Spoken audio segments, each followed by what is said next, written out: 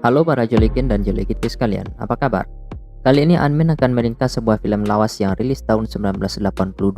Ada yang sudah lahir? Komen di bawah ya. Film yang akan kita ringkas kali ini berjudul Madam Scandal Let Me Die for 10 Seconds. Film ini merupakan film Jepang yang dibintangi oleh tante-tante yang cukup berisi, Midori Satsuki. Mengusung genre drama romance erotik, Madam Scandal sangat cocok untuk kalian penyuka cerita ayah mertua yang berhasil mengkisbret menantunya. Bersetting lokasi di Amerika Serikat pada masa itu, seorang wanita bernama Akiko mengalami banyak kisah saat merantau di negeri Paman Sam tersebut. Ya udah, tanpa berlama-lama, mari langsung kita ke ringkasan cerita filmnya.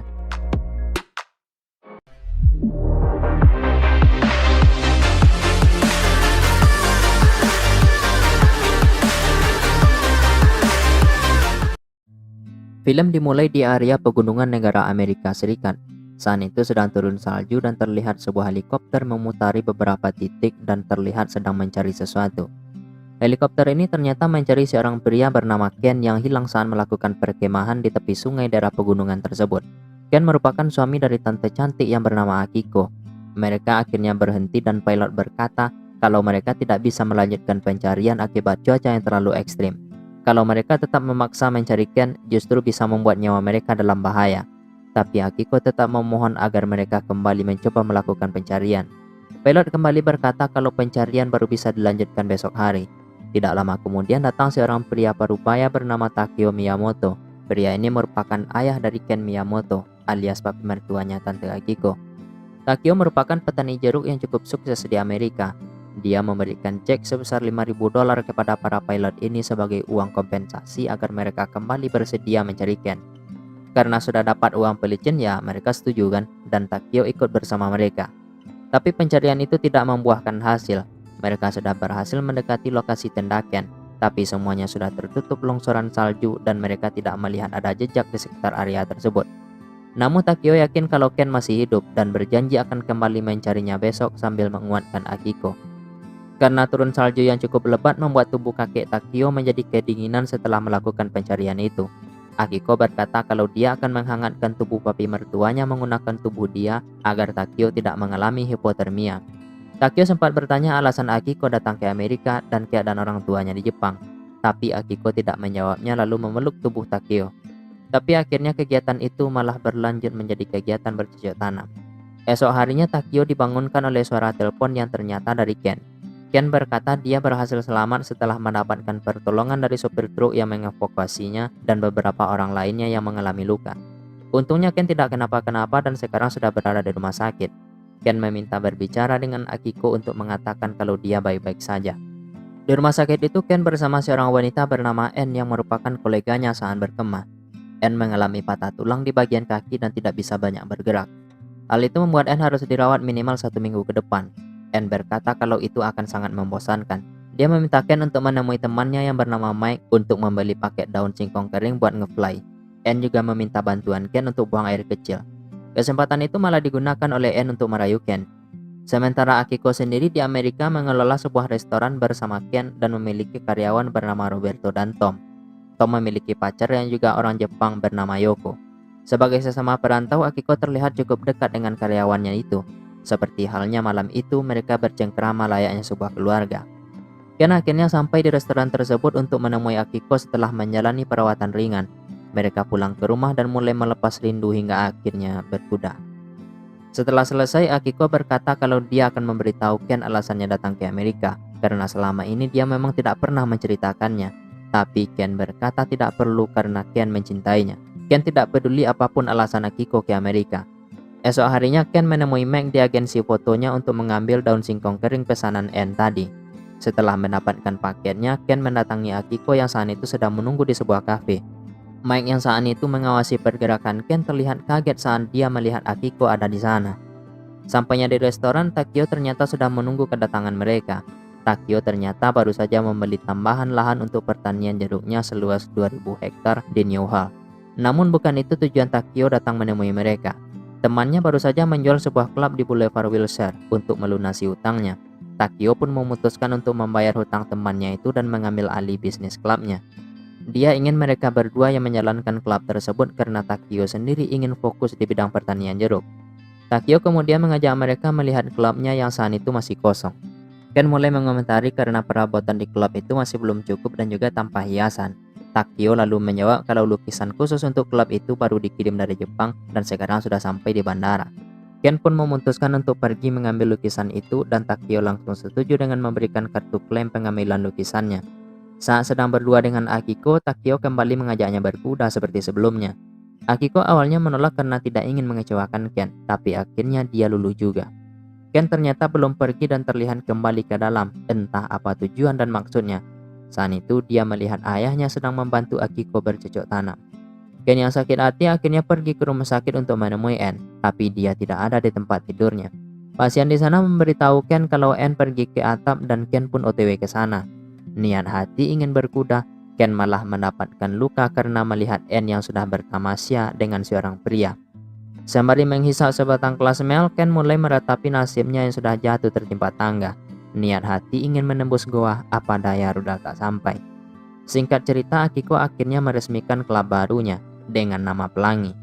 Dia mendapatkan banyak ucapan selamat dari koleganya sesama Jepang maupun dari Amerika.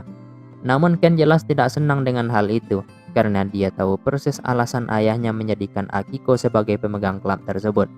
Suatu hari Akiko hampir saja menjadi korban tanam paksa oleh dua orang pria yang tidak dikenal. Beruntung Mike datang menolongnya. Namun saat melihat wajah masing-masing, mereka terlihat sama-sama kaget satu sama lain.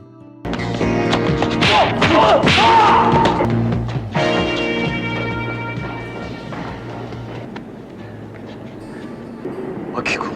Mike dan Akiko ternyata saling mengenal. Mike memiliki nama Jepang Harukawa. Tanpa mengucapkan apapun, Akiko berlari meninggalkan Mike.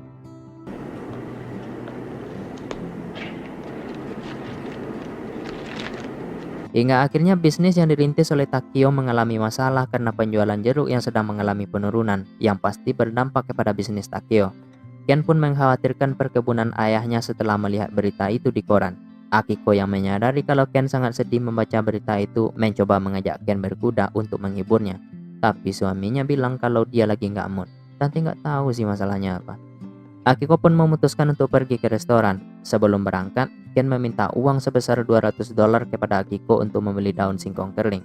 Sebagai istri yang baik, Akiko pun memberinya $300. Mantap. Sampainya di restoran, Yoko langsung menghampirinya untuk memberitahu kalau Takio menelpon dan mencarinya. Melalui sambungan telepon itu, ayah mertuanya bilang kalau dia sangat sedih karena bisnis jeruknya hancur yang diakibatkan harga pasar yang anjlok. Takio meminta Akiko untuk datang menemaninya agar bisa menghilangkan kesedihan sang mertua. Tapi Akiko berkata kalau dia tidak bisa membantu Takio meski dia datang ke sana. Akiko meminta dia mengerti karena Akiko adalah istrinya Ken. Setelah menutup teleponnya, Yoko mengatakan kalau sepertinya Takio memang butuh teman untuk curhat. Karena itu Akiko pun memutuskan datang ke sana untuk menghibur papi mertuanya agar tidak larut dalam kesedihan. Takio mengatakan kalau dia sudah tidak merasa sedih lagi karena Akiko ada di sana. Dari awal emang udah kelihatan sih kalau Takio ini memiliki maksud ada batu di balik gudang. Dia pun mengajak Akiko bercocok tanam mumpung lagi di kebun jeruk yang sangat luas. Sementara di tempat lain, Ken mendatangi Anne untuk mabuk daun singkong kering. Anne mencoba mengajak berkuda namun Ken menolaknya. Anne memintanya untuk tidak terlalu memikirkan istrinya. Lagian dia juga sudah tante-tante kok, kata Anne. Tapi Ken bilang meskipun dia milif, aku mencintainya. Anne lalu menawarkan opsi untuk mendatangi tempat ayahnya, lalu bercocok tanam di sana karena ada lahan pertanian jeruk yang sangat luas. Ken pun setuju lalu tertawa seperti orang yang gak waras. Sampainya di sana, Ken malah melihat mobil Akiko yang membuat dia sangat marah hingga menabrak mobil Takio beberapa kali.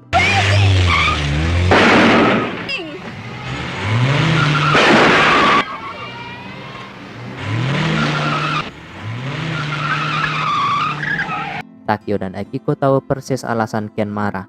Ken kemudian pergi ke kebun jeruk dan mengajak Anne bertanam paksa. Ken yang saat itu sedang diselimuti emosi dan kecewa karena Akiko dikispret bapaknya menyetir dengan ugal-ugalan hingga akhirnya mereka kecelakaan dan Ken tewas di tempat kejadian.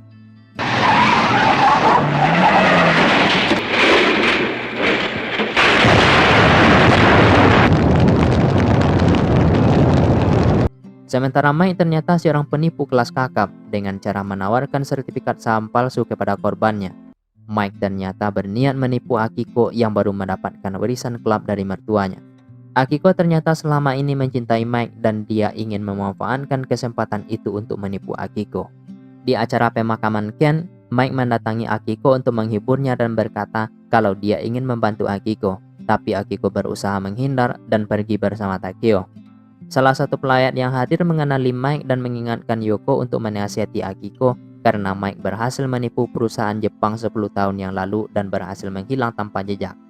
Sementara Takeo masih menyalahkan dirinya atas meninggalnya Ken, tapi sekarang semuanya sudah terjadi.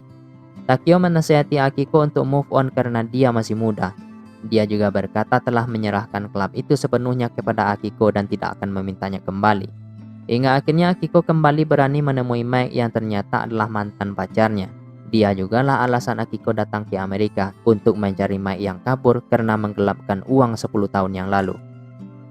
Akiko bilang kalau dia sudah mencari ke berbagai tempat di Amerika, hingga akhirnya dia bertemu dengan Ken dan menikahinya. Tapi hati dan cintanya cuma untuk Mike seorang. Mike bilang kalau dia berencana kembali ke Jepang karena temannya ingin mendirikan perusahaan dan meminta Mike membantunya. Akiko saat itu terlihat sangat sedih dan juga kecewa karena dia harus berpisah lagi, padahal mereka baru saja bertemu. Akiko akhirnya mengatakan kepada Takeo alasan dia datang ke Amerika. Takeo sudah merelakan Akiko jika memang ingin move on. Dia memberikan uang $100.000 kepada Akiko sebagai pemberian terakhir. Suatu malam Akiko kembali berniat menemui Mike, tapi Yoko melarangnya karena Mike adalah penipu. Namun Akiko yang sudah terlanjur bucin tidak menghiraukannya dan tetap menemui Mike. Malam itu Mike berniat melancarkan aksinya untuk menipu Akiko karena besok harinya dia sudah harus kembali terbang ke Jepang. Mereka kemudian masuk ke kamar yang dipesan oleh Mike untuk melakukan transaksi jual beli sertifikat saham palsu. Sebelum melakukan transaksinya, mereka adu mulut dulu ya kan. Akiko menyerahkan uangnya kepada Mike dan Mike memberikan sertifikatnya. Mike meminta Akiko untuk memeriksanya, tapi Akiko bilang tidak perlu karena dia juga nggak ngerti. Mereka kemudian berkuda sambil mengingat kenangan ketika masih berpacaran dulu dan rencana untuk menikah suatu hari nanti. Pagi harinya mereka sarapan di sebuah restoran dan Mike meminta Akiko untuk memegang sertifikat sahamnya dengan alasan keamanan. Akiko bilang kalau Mike pasti sudah mendengar banyak rumor tentang dirinya sendiri, yang membuat Mike terlihat pucat. Sebelum berangkat, Mike bilang dia ingin mengatakan sesuatu, tapi Akiko melarangnya dan meminta Mike untuk menjemputnya setelah memastikan kehidupan baru yang lebih layak dan tinggal di Jepang.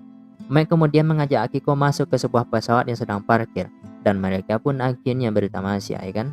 Saat mereka sedang bertamasya, Mike memasukkan uang Akiko tadi ke dalam tasnya. Setelah selesai melepas rindu, mereka akhirnya berpamitan dan Akiko bilang jangan lupa untuk menghubunginya saat Mike tiba di Jepang. Entah bagaimana caranya Akiko kembali memasukkan uang itu ke saku jas Mike. Mike pun terlihat heran dan bertanya-tanya kenapa Akiko melakukannya. Meski Akiko sudah menyadari dan tahu Mike adalah seorang penipu, tapi dia tetap memberinya uang dan tamat. Ending yang menyesatkan.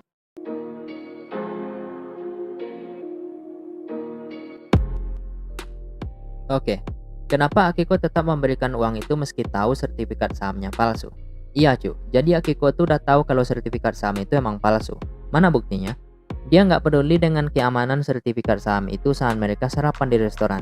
Dia bahkan terlihat acuh saat Mike memintanya berhati-hati. Akiko kemudian kan tadi bilang kalau Mike pasti mendengar rumor tentang dirinya sendiri. Itu artinya Akiko emang udah tahu kalau Mike ini adalah seorang penipu. Lalu alasan dia menyerahkan uangnya lagi-lagi karena cinta cuy. Akiko kan datang ke Amerika untuk mencari Mike. Bahkan setelah dia menikah dengan Ken pun, Akiko tidak pernah mencintai Ken. Hal itu pun akhirnya berujung pada pengkhianatan. Namun Akiko mengkhianati Ken bukan karena dia tidak cinta saja, tapi karena Takeo dulu juga mencintai Akiko jauh sebelum Ken mencintainya. Makanya En memanggil Akiko dengan panggilan Milif karena usianya emang beda jauh dari Ken. Saat dia memberikan uang kepada Mike, Akiko sebenarnya berharap kalau Mike akan berubah dan benar-benar mengajaknya ke Jepang saat Mike sudah berhasil membangun perusahaan bersama temannya nanti. Makanya Akiko memilih menyerahkan uang itu dengan harapan Mike tahu betapa dia mencintainya dan merubah sifat buruk Mike. Ya udah, sekian aja bacotan kita kali ini. Terima kasih sudah menonton. Jangan lupa di-subscribe kalau kalian suka dengan channel ini. Admin pamit, sampai ketemu di next video dan assalamualaikum.